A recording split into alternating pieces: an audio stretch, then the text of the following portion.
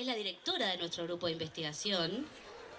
Estamos hablando de una rockstar ya para el feminismo, una de la vieja guardia. Estamos hablando de Dora Barrancos, que nos acompaña hoy, así que un fuertísimo aplauso para Dora Barrancos. Bueno, en esta oportunidad van a participar también de la charla Estefanía Martinoski y Juliana Aren, dos integrantes del grupo de estudios de familia, género y subjetividades. Ellas van a hacer la presentación y también van a hacer la entrevista con Dora. Así que les dejamos aquí en la presencia de Dora, Estefanía y Juliana. Hola, ¿cómo están? Bueno, bienvenidos nuevamente, muchas gracias por estar acá. Ya nos presentó Meli, nosotras somos integrantes del grupo de género, somos docentes también de la facultad y becarias del CONICET. Y hoy vamos a estar conversando con Dora, que no necesita, la verdad, presentación, pero por si hay algún desprevenido o desprevenida, decir que Dora es socióloga, es historiadora, es una feminista histórica muy relevante, muy importante para los feminismos regionales, no solamente argentinos, sino latinoamericanos. Y que además Dora ha sido legisladora de la Ciudad de Buenos Aires, ha formado parte del directorio del CONICET y actualmente es asesora presidencial. Y para nosotros como equipo de investigación es una persona muy querida y muy relevante. Como decían, ella es amiga de Norberto Álvarez, que fundó nuestro grupo, fue nuestro director durante 20 años. Dirigió, acompañó, guió a muchas de nuestras compañeras de esa vieja guardia que decía Melina, de las que estuvieron en esos momentos iniciales del grupo, y además nos acompañó en distintos momentos de la trayectoria de trabajo de nuestro equipo. Y no menos importante, Dora asumió el compromiso institucional de dirigir nuestro grupo luego de la muerte de Norberto en 2016, cuando ninguna de nosotras y de nuestras compañeras podía asumirlo, así que gracias a ella seguimos siendo un equipo de investigación en nuestra facultad, así que gracias Dora por tanto, te agradecemos que estés acá.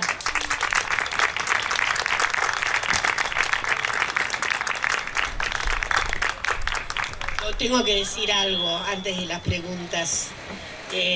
20 años es impactante.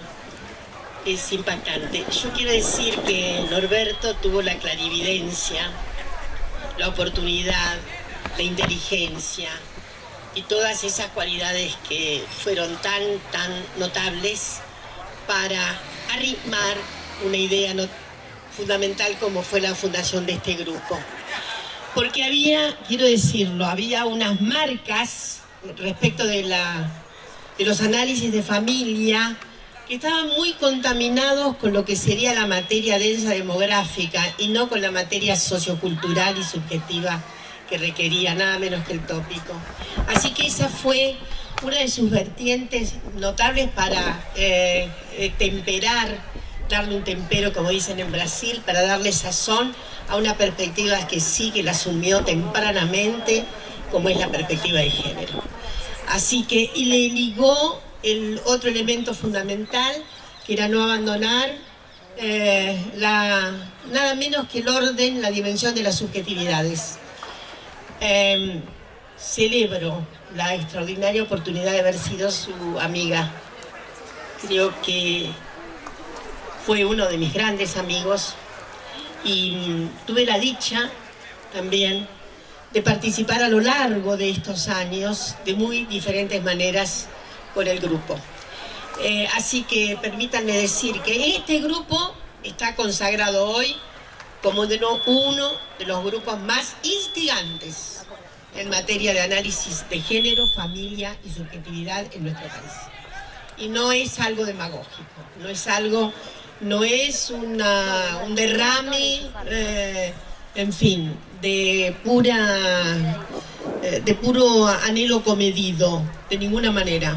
Quiero decirles que hace mucho tiempo en el CONICET se viene diciendo qué notable que es la producción que tiene el grupo de Mar del Plata.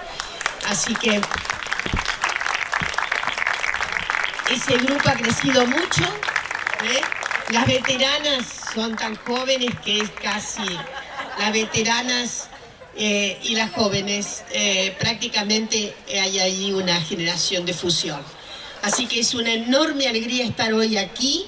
Yo creo que Norberto ha hecho un pacto tremendo y ha impedido que haya obstáculos meteorológicos. Debemos agradecérselo también. Y, en fin, toda una inmensa alegría. Festejemos con alegría, con humor y con mucha fina ironía, como hubiera querido el gran creador de este grupo.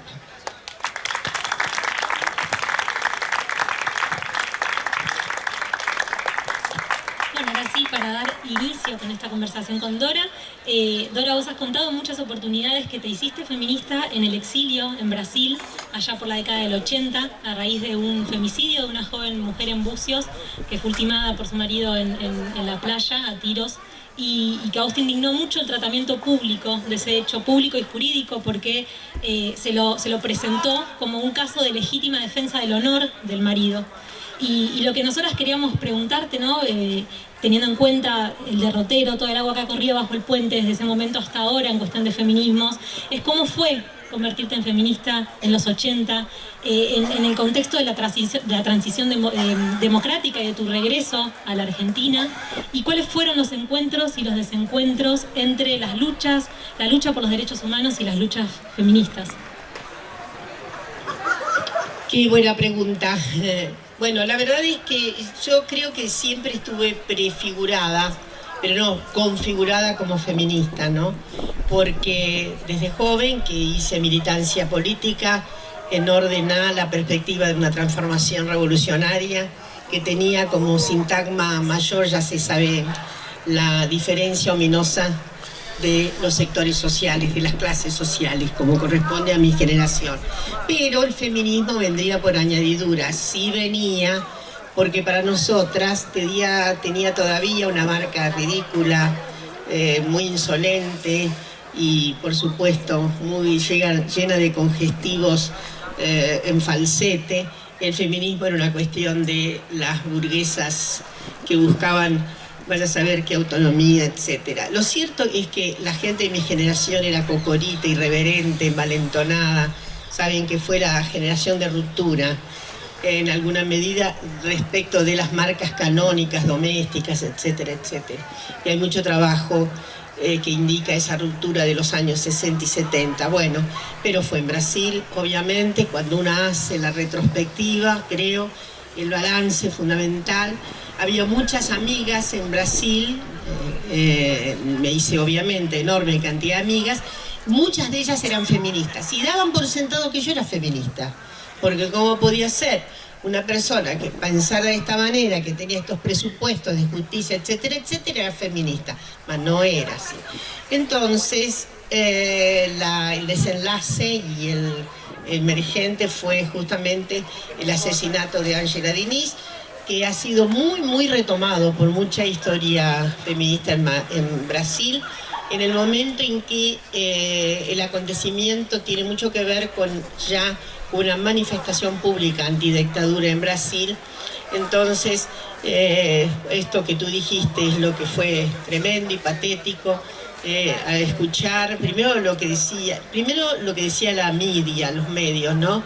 Respecto de el comportamiento sexual de Ángela Diniz. Era del orden de lo animal, una cosa impactante. Eso siempre me había mortificado, ¿ven? Eso ya prefiguraba mi feminismo. 2, cómo me encantaba ganarle discusiones a los varones, cosa que sigo pensando que es una de las cosas más interesantes que hay, ganarle discusiones a los varones. Pero además, esta cuestión del famoso la entrevista que le hacen al penalista más importante y destacado que había contratado, el homicida, ahora femicida, diciendo muy suelto de cuerpo que era la estrategia de defensa era muy fácil, simplemente legítima defensa del honor, cosa que era, en fin. Pero hubo manifestaciones también que creo que ya radicaban la lucha general política contra el régimen y obviamente la lucha propia por los derechos de las mujeres. Y se hizo lo que se dice en Brasil una paseata, etcétera, fue muy estimulante. Bueno, y a partir de ahí, entonces, ese es un viaje de ida, ya se sabe, y que necesitó, que se consagró a la procura de las respuestas de muchísimos interrogantes, ¿no? Que es lo que intentaba hacer. Y bueno, y después mi dedicación, ya cuando me torné historiadora, quiero decir dos cosas más. Uno de los primeros trabajos como consultora fue para el Instituto Interamericano de la Cooperación de la Agricultura. Me estuve acordando estos días porque hubo un encuentro de mujeres rurales. Y yo tenía una gran amiga que era tenía el programa de relación muy transformadora de la condición de las mujeres rurales. Era en una condición obviamente, ¿cómo decirlo?, sobre todo económica y cultural, y no tenía endechas feministas, pero tanto Mabel era una feminista, la directora de ese programa, que me invitó a hacer una primera investigación de la situación de las mujeres rurales en Brasil, a propósito de cierto producido de mujeres que se organizaban, muy prohijadas por los estados de cada región de Brasil.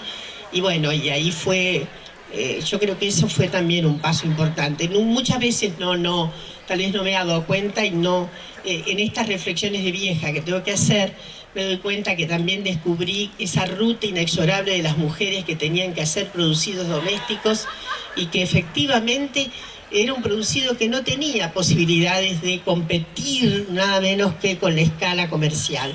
Y las dificultades, eso creo que fue un aprendizaje, que las dificultades que tenían las mujeres, desde luego, cuando me torné una feminista bastante interesante, un poco más erudita, quiero decirles que ahí me di cuenta de que había una condición de género, la imposibilidad que tienen las mujeres para justipreciar debidamente, darle valor económico a sus actividades. Es notable, todavía sigue ocurriendo, ¿no? Es decir, las mujeres tenemos mayores dificultades. Hay una cosa paradójica, y con esto cierro. Las mujeres no pueden perder tiempo, no pueden. Las mujeres tenemos una especie de, ¿cómo diré?, de combustible, por la educación de género que hemos tenido, en la que está prohibido tener tiempos muertos. Ahora lo hemos ganado, por supuesto. Vamos a la peluquería, un día decimos no hago la comida, que se arreglen, etcétera, etcétera. Pero hay una materia de mucha inducción, que es no tener tiempos muertos. No se pueden tener tiempos muertos. Pero, paradójicamente, mucha dificultad para darle valor a los tiempos que insumimos. Entonces era muy común en esa investigación, lo que había era una especie de obliteración, de imposibilidad de efectivamente darle el correcto valor a cada elemento, a cada insumo. Y de ahí que había una especie de vilipendio total. El dulce, para hacerla dulce, obviamente no figuraba en la formación de precios las 4 horas que habían estado a la madrugada, por ejemplo, intentando comprar más barata la fruta. Tampoco el tiempo de elaboración. En suma, una desvalorización absoluta también del producido, y eso que se trataba de actividad económica. Bueno, me fui muy lejos, pero quiero decir que eso redundó en mi formación feminista de los años 80. Bien. Bueno, la siguiente pregunta, o lo siguiente que queríamos conversar con vos, Dora, tiene que ver específicamente con tu labor como investigadora y como investigadora feminista. Te hemos escuchado decir alguna vez que te definís como una socióloga convertida en historiadora y como una militante, como recién comentabas, socialista primero, peronista después y luego feminista.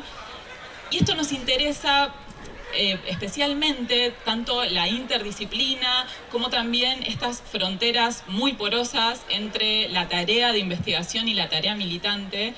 Porque, bueno, sabrás que nuestro grupo de investigación está compuesto por personas que venimos de recorridos académicos bien distintos y que también tenemos un interés muy especial en esto, ¿no? En la militancia feminista, ¿no? Nuestras agendas de investigación dialogan y están muy, en diálogo con las agendas de los feminismos. Entonces, bueno, nos interesa saber cuál es tu mirada, tu experiencia, tu sentir en esto de la interdisciplina y también de la tarea como investigadora y militante. Yo creo que soy un ser ecléctico. ecléctico en todos los sentidos, ¿no? Es decir, yo era de base socióloga y parecía que iba a comportarme como socióloga.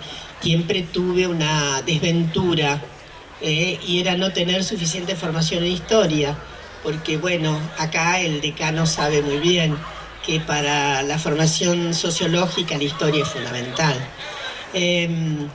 Por lo menos es una gran tradición weberiana. Después ha habido ciertas dificultades en algunas posiciones teóricas para pensar la temporalidad.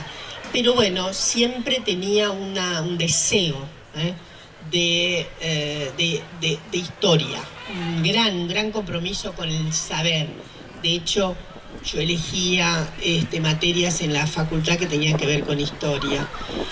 Luego, el hecho de que, bueno, pude hacer, la primera maestría tenía que ver con contenidos educativos, ¿no? Una sociología educativa, que fue la maestría que hice en la Universidad Federal de Minas Gerais, en pleno exilio. Y luego, cuando volví y dije, no, yo ya había elegido como tema un tema histórico para la maestría, ¿no? Que se tradujo en aquel texto de Anarquismo, Educación y Cultura, y que es un texto que esa investigación me hizo aprender muchísimas cosas.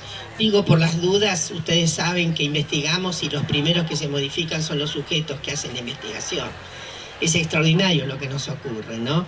Yo creo que esa es la primera vibración. ¿Cuánto nos transforma la investigación? En fin, y yo he tenido siempre ese vibrato, ¿no? Siempre he vibrado mucho.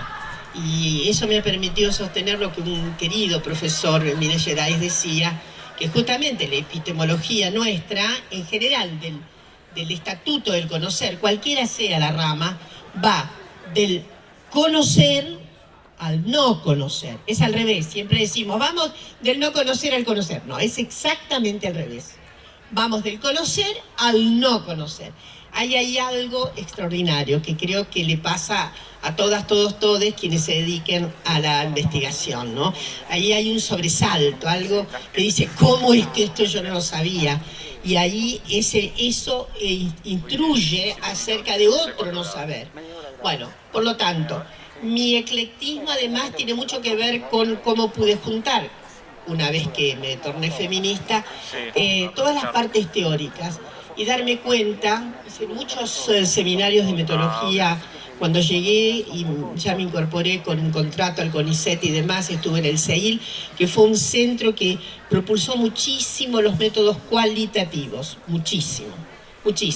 Pocas veces me he referido a esto, pero fue muy importante como incentivo, porque esos métodos acercaban la antropología, la historia, la sociología, y hice un aprovechamiento, yo creo que también ecléctico de las teorías, absolutamente ecléctico, porque un fenómeno tiene muchas aristas y no puede haber una teoría tan absolutamente polivalente que pueda dar cuenta de todos los aspectos de ese proceso. Entonces, visto de acá, en eso soy muy deleuziana, muy Deleuze. Y la teoría rizomática para mí fue... Entonces, se corta de un modo y se ve algo, se corta de otro modo, se ve otra cosa, para lo cual la teoría no puede ser la misma. Digo, el marxismo, el materialismo histórico es muy importante en lo que serían el análisis de las estructuras económicas, sobre todo los análisis que tienen que ver con la estructuración de clases, pero tiene un límite respecto de por qué las mujeres finalmente deciden no tener hijos. La verdad que la teoría queda muy limitada para dar explicaciones sobre eso, ¿no? Y, en fin, he puesto ese ejemplo para decir que necesitamos pluriteoría. La ensalada a veces sale mal, pero en general, diestramente podemos decir que para esta parte de lo que estamos analizando conviene esta aproximación. Y que a veces hay fenómenos que no necesitan una carga teorética tan grande. Hemos visto que por ahí ha habido análisis que redundan en el sobreuso de teoría. Se ve mucho por ahí en las tesis, ¿no? Y bueno, pero esto no requiere semejante arsenal de teoría. Esto no hay, en fin. Y eso de todas maneras insisto en esta cosa ecléctica, que obviamente tiene una sensatez también, y podemos equivocarnos. Por último, siempre he sido un ser político, siempre, he sido un sujeto politizado. Esto creo que viene de mi familia, viene de las visiones de mi familia, tanto de mi padre como de mi madre. Viene ese compromiso con la justicia y esa cuestión de redención con la justicia, no sé qué, pónganle lo que ustedes quieran. Mandatos así del deber ser, ¿no? En suma, siempre me reconozco como un ser politizado, pero desde mi más tierna adolescencia, ¿no?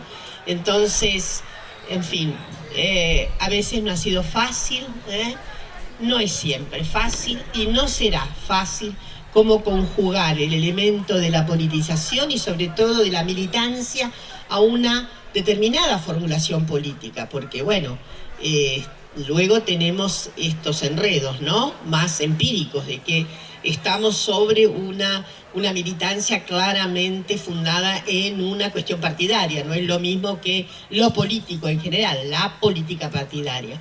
Y bueno, a veces los resultados no han sido plausibles ni simpáticos, pero espero que no sean desventurados en este presente.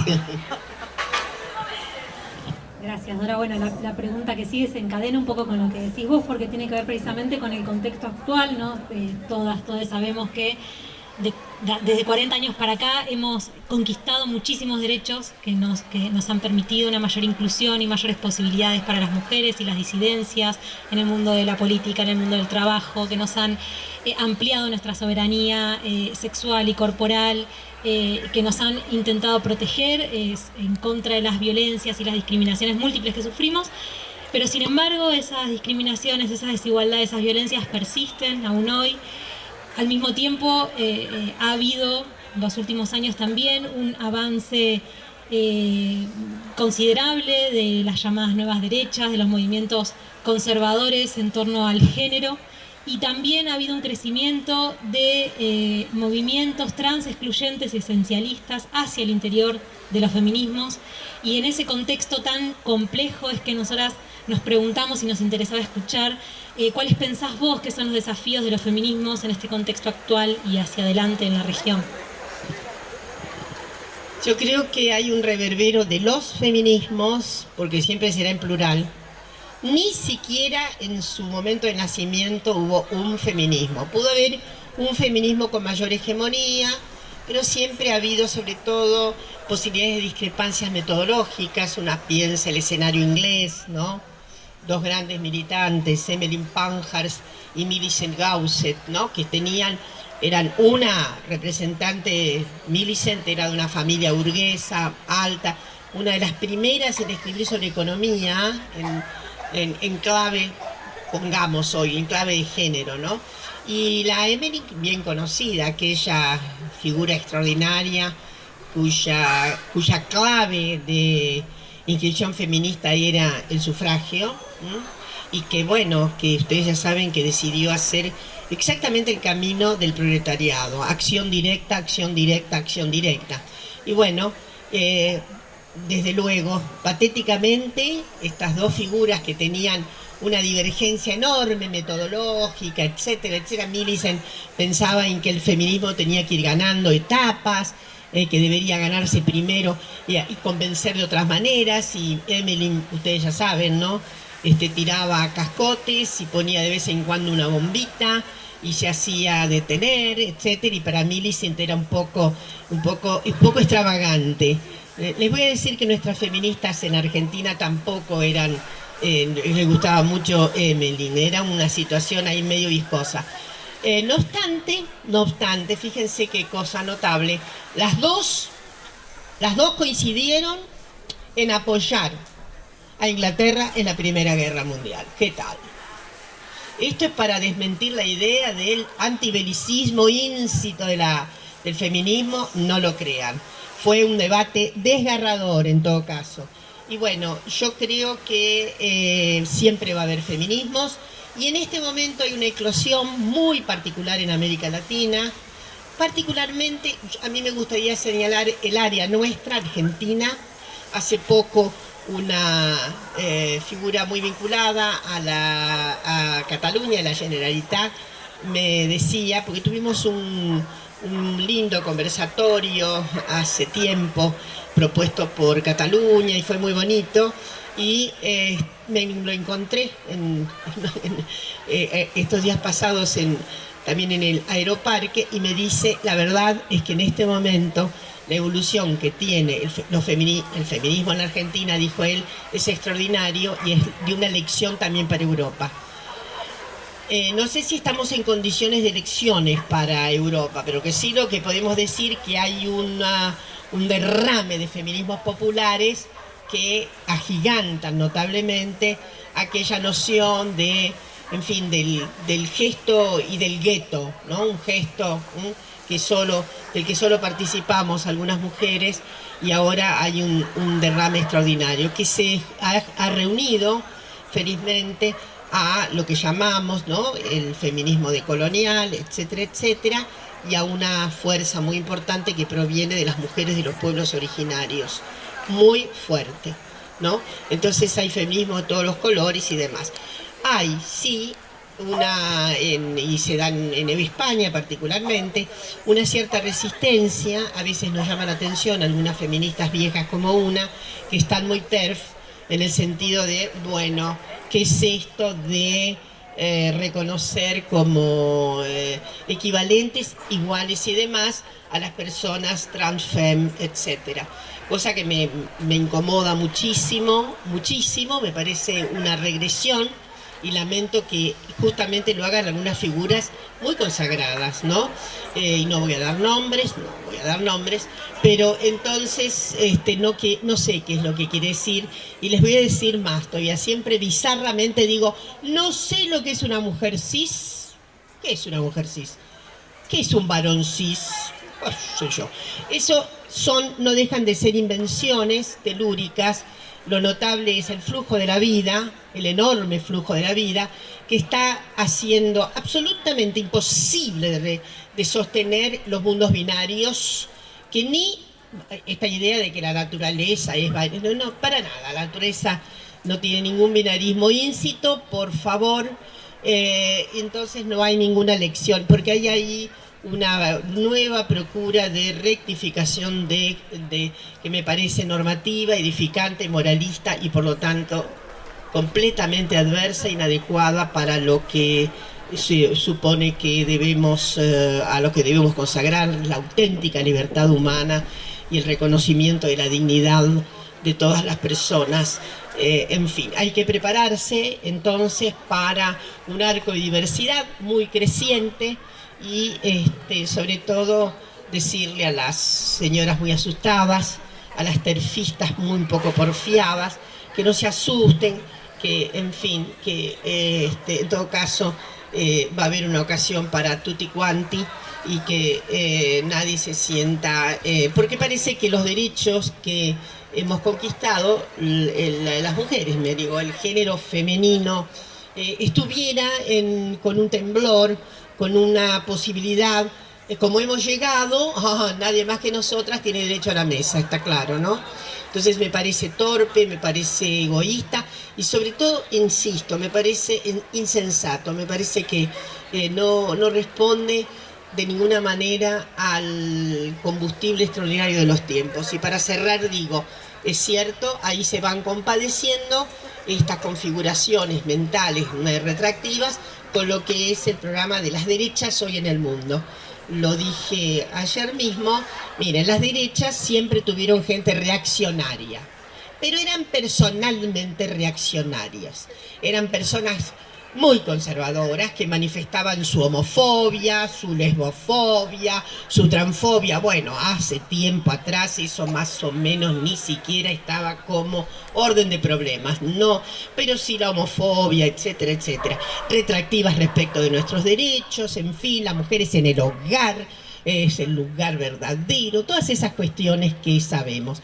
Resulta que hoy lo que tiene de nuevo las nuevas derechas es que ha hecho programática esta cuestión.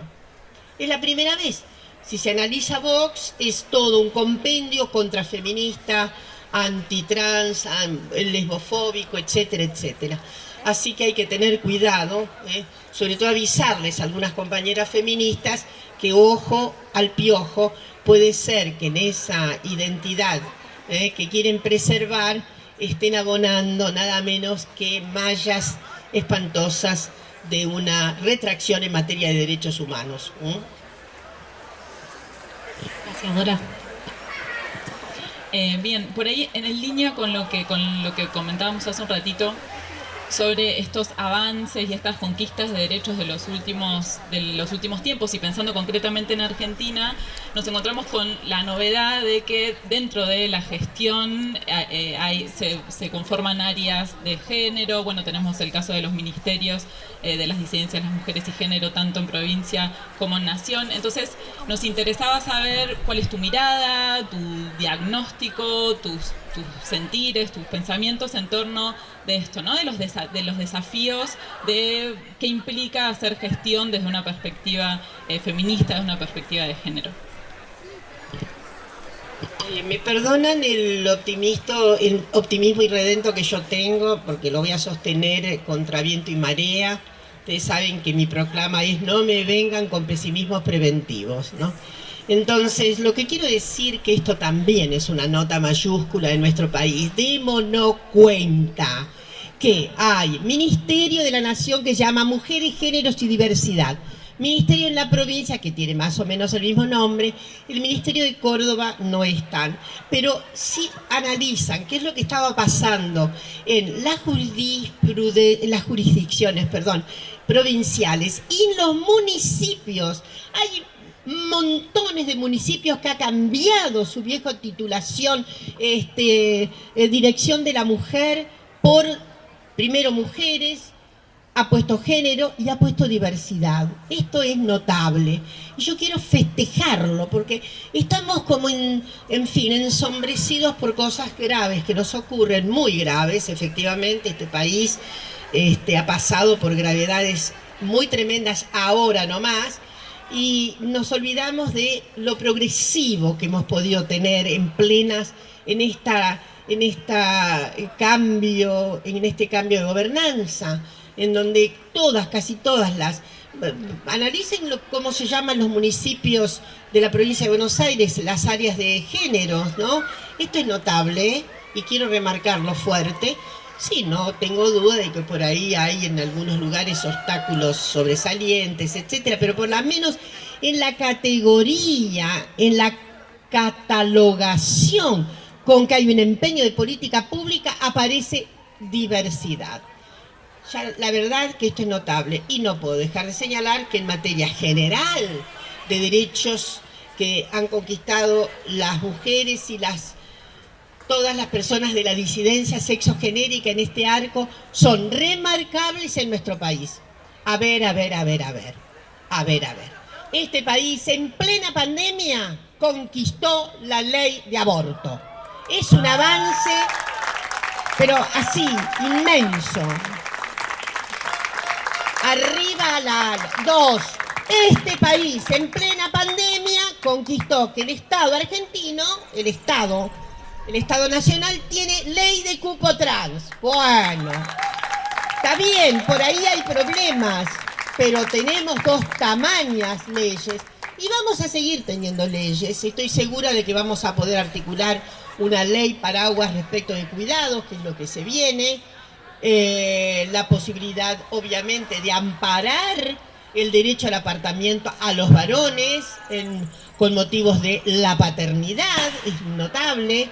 Y bueno, necesitamos muchas cosas más, no tengo duda de que necesitamos mucha política pública más, pero quiero decir que en este momento no puedo dejar de pensar que la Argentina está ocupando a raíz de esos dos derechos últimos un lugar prominente en toda la cuenca de América Latina y que ha servido para estimular a todas las otras compañeras en las sociedades de América Latina, y que ha venido algo interesante, el pronunciamiento de la Suprema Corte de México y el pronunciamiento del Tribunal Superior de Colombia. No es poca cosa el estremecimiento que ha producido nuestro país. Así que, como ven ustedes, yo veo el vaso semi lleno, ¿está claro? Y eso no obstruye para nada mi capacidad de criticar, obviamente, algunas circunstancias que pueden significar obstáculos, rémoras e indecisiones. Pero, en fin, digo, el balance que estamos haciendo en este momento es absolutamente positivo en las marcas que hemos conseguido con relación a los derechos para las mujeres, para las personas gestantes y para las personas de la diversidad. Bueno, vamos a abrir la palabra por si quieren hacer alguna pregunta, algún comentario. No tenemos muchísimo tiempo como para que participen todos, pero sí vamos a recoger, aunque sea 2 o 3 preguntas. Pero antes de eso, voy a pedir un fuertísimo aplauso para Dora y agradecerle esta charla.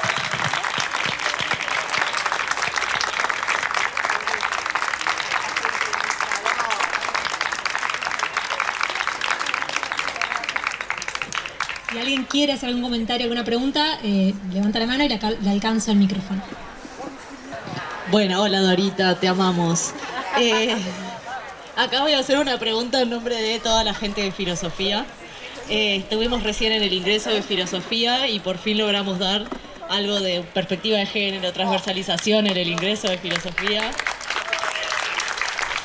Bueno, y un poco a preguntarte por esa disciplina, que la verdad que nos ha costado bastante que la perspectiva de género ingrese a la disciplina, y un poco era la reflexión que hacíamos con los y las estudiantes que están cursando. Y quizás vos nos puedas contar un poco, si sabés, y qué debates se han dado dentro de ese campo, y además cómo hacer que ese campo esté mucho más atravesado. Una de las cuestiones que siempre charlamos es que los y las estudiantes que llegan a la carrera saben muy bien quién es Aristóteles, Sócrates, Descartes, Kant, Hegel, Heidegger, etcétera, pero no conocen ningún nombre de ninguna filósofa o de ninguna teórica feminista, y ese es un diagnóstico que todavía seguimos sacando al día de hoy. Así que bueno, un poco como pregunta es si en tu trayectoria académica seguramente has compartido, de hecho Cecilia Colombani te mandó saludos, de paso te los traslado, es la titular de la cátedra de introducción con la que estamos haciendo el ingreso, entonces seguramente sepas un poco ese recorrido y seguramente hayas tenido conversaciones con gente propia de la disciplina de filosofía y nos puedas contar un poco y darnos tu punto de vista sobre eso. Gracias. Muchas gracias por esa pregunta filosófica. Yo quiero decirles algo. A menudo se ha pensado que las mujeres fueron excomulgadas de las ciencias mal llamadas duras, sobre todo en el siglo XIX, que es de escarmiento. Las mujeres no van a la universidad, lentamente van a ir ganando un ingreso a las universidades. Y se piensa que quienes menos querían a las mujeres eran la física, la química, la matemática. No es así. Las mujeres no eran queridas por la historia, por la filosofía. Y ahora mismo va a aparecer un texto, sobre todo de historia, que está sacando la Universidad de Quilmes, que espero que sea un éxito total, porque yo le apuesto mucho a ese texto de Bonnie Smith, primera traducción, El género de la historia, para que vean cómo se hizo la fragua de la historia con la excomúnica de las mujeres. Y cómo las mujeres tuvieron que inventar la treta de ser amateur, hacer historias amateur. Entonces, la filosofía es una excomúnica absoluta, enorme, ¿no? Porque ahí pondera y gravita fuertemente el sentimiento y una sensibilidad muy patriarcal respecto de, y un adueñamiento de la configuración de los elementos más, como diré, clave que tiene históricamente la filosofía, pero que en alguna medida los va a renovar, como bien sabes, en el transcurso del siglo XIX. Lo notable es que hay un autor, cuyo nombre ahora no va a salir, pero que te puedo pasar, un texto muy ignorado por ahí, que es del siglo XVII. Él hace, este autor, fíjense, es un siglo que hace un cierto, ¿no? El patriarcado, por supuesto, está con mucho vigor en ese siglo, pero es mucho más tremendo en el siglo XIX que en el siglo XVII, porque había mucha mujer culta, que además tenía sobre todo 17, 18, una expansión respecto de ciclos y de ceremonias y de clubes literarios, etcétera, etcétera. Había mucha filosofía. Bueno, este autor recoge más de 100 nombres de filósofas. Es impresionante. ¿Qué quiere decir? Que hay un hundimiento posterior muy claro, en donde ya la filosofía, y hay un trabajo precioso de Irigaray, ¿no? Luis Irigaray en Speculum va a decir, como ella era filósofa, va sobre todo a dar cuenta de esa abdicación completa que les hacen pasar a las mujeres respecto de la filosofía. Así que, claro, las filosofías modernas son de tránsito muy pesado para las mujeres. Hay que descubrirlas, creo que también. Hay que hacer mucho trabajo de ver quiénes son las amateurs en filosofía, como hizo Bonnie Smith con respecto a recuperando alrededor de 35 nombres de mujeres que hicieron historia de manera amateur, y que no ahora recién, gracias al impulso, desde luego, del feminismo. Entonces es probable que tengamos soterradas un gran número de filósofas por ahí. Pero bueno, es evidente que es un siglo de expulsión gravísima de las mujeres en las humanidades. Así que bueno, celebro tremendamente que filosofía haya incorporado así inicialmente la perspectiva de género. ¿Qué es lo que queremos, no? Queremos que haya una transformación de la malla curricular, de modo que estos asuntos no sean los asuntos de posgrado, ni sean los asuntos esotéricos, ¿no? Como si vienen de, ¡ay, esta cuestión que está de moda!, ¿no? Es un poco esotérica. No, que se vea, su relación íncita, inexorable, en la formulación del humano, con tanta discrepancia y con tanta desigualdad. Así que bueno, felicito a filosofía y ojalá podamos también recuperar aquellas filósofas, ¿no?, amateur, que seguramente hubo en nuestro suelo y que están ahí, muy soterradas. Habría que tal vez animarse a descubrir sus nombres, aunque sean solo 3, 2, ¿no? Así que bueno, gran felicitación por esa experiencia. ¿Alguna pregunta más?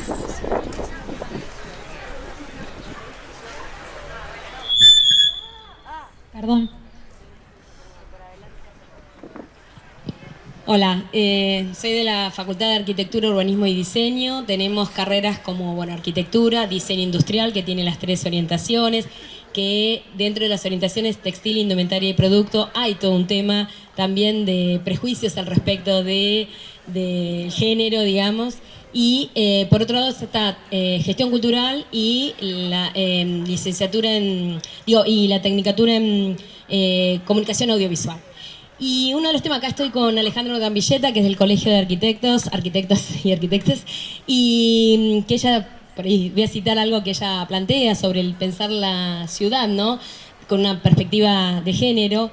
Y uno de los problemas que tenemos dentro de lo que es la facultad es ir más allá del curso de ingreso. Digo, es mucha la información que le estamos dando a los estudiantes y que en realidad lo que tenemos que trabajar es cómo formamos a nuestros estudiantes con perspectiva de género y cómo pensar distintas materias que parecieran que están muy alejadas, los contenidos, para pensar esto de incorporar contenidos con perspectiva de género, cuando en realidad estamos generando profesionales que generan objetos, la indumentaria, y que están atravesadas por la mirada hacia cómo se piensa el género, ¿no? Y la verdad que es todo un debate, digamos, ¿no? Un tema de cómo llegar a los docentes para que es toda una dinámica como desde abajo, para que esto pueda hacerse carne, ¿no? En que eso no dependa tampoco de la buena voluntad de alguien que incorpora contenidos o una mirada distinta, sino que realmente se pueda pensar la facultad, que no es de arriba hacia abajo, que se tiene que trabajar mucho. Y la verdad que bueno, casi es como una reflexión, pregunta al respecto de cómo pensarnos en otro tipo de carreras, porque digo, hay carreras que la perspectiva de género es parte como del contenido, y en estas otras realmente tiene que ser un contenido que atraviesa todas las áreas que tienen estas carreras.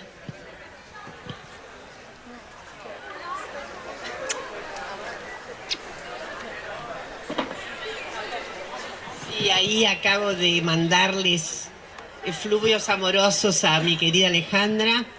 Sí, arquitectura parece extraño que no se haya dejado conmover por estas circunstancias tan acuciantes.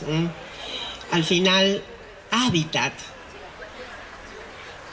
Que digan hábitat, ¿cómo puede ser pensado sin la elemental convergencia sexogenérica? ¿Es posible? No. ¿Es posible indumentaria, algo, en fin, que es casi raya en la obviedad que debería estar atravesada por algo que es la perspectiva de género? Perspectiva de género no es poner mujeres y decir, hay algunas mujeres. Sí, no es eso. Eso no es perspectiva de género. Eso es acumular el mujerío, pero no es perspectiva de género. Entonces, yo creo que ustedes tienen un desafío muy bello y que es un desafío yo creo que con una perspectiva con una perspectiva de anuencia en el cóncavo de arquitectura. Esto es lo que quiero decir, más allá de las resistencias, etcétera. Me parece que pueden hacer algo muy, muy, muy formidable, ¿no? Instruyendo respecto de cómo debe atravesar la perspectiva de género. Tan elemental. Hay algunos trabajos en historia que son muy bonitos, ¿no? Más que conozco más de historia respecto del significado, por ejemplo, de cómo se diseñaban cocinas, livings, etcétera, etcétera, ¿no? En un tipo de apreciación que tenía muchísimo que ver con la mirada masculina del arquitecto y no con la verdadera apropiación de los espacios por parte de las mujeres. Entonces, a mí me parece que desearles muchísimo éxito y que puedan confirmar fuertemente el imperativo de que esto es para toda la arquitectura, ¿no? No es apenas el borde, no es apenas un momento, apenas la localización en un territorio determinado de la carrera. Y ojalá tengan mucha suerte, porque hay algo que me parece que puede ser entonador y es cierta sensibilidad. Yo creo que como arquitectura junta una cierta sensibilidad con materiales y la sensibilidad estética, etcétera, etcétera, tengo la perspectiva de hacer una apuesta, porque se necesita sensibilidades, se necesita un movimiento sensible. En realidad no hay ninguna transformación si no hay un movimiento sensible para que haya una transformación. Yo creo absolutamente en la historia se da, sin una apropiación de una nueva sensibilidad no se puede ver, es un excelente coadyuvante a lo intelectivo. El patriarcado nos... Ay, sí. Entonces, desearles lo mejor, ¿no? Yo creo que ahí puede haber, insisto, hay cuencas que son más receptivas. Hay cuencas más receptivas. Y me parece que arquitectura es una cuenca de mucha receptividad. Por esto, por lo que digo, porque juntan muchos aspectos estéticos, sensibles, etcétera, que finalmente los veo con una trama menos obstructiva, menos obstructiva. Pero bueno, vaya a saber. Sos optimista, ¿eh? Soy muy optimista, sí. Sobre todo mi obligación de vejez es ser optimista. ¿Ustedes qué creen? ¿A la vejez? Yo no voy a regalar el pesimismo de ninguna manera, porque es una verdadera, yo diría una sin razón, cuando casi estamos obligadas por la vejez a ser más optimistas que cuando éramos jóvenes. Parece paradójico, pero es así.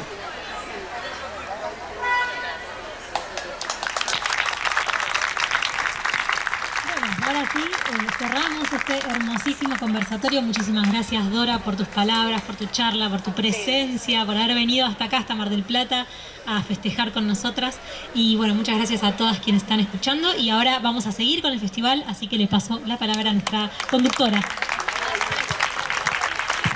Bueno, muchas gracias, Dora, por venir a Mar del Plata, por compartir tus palabras con nosotros. No se vayan, ¿por qué? Porque ahora vamos a soplar las velitas.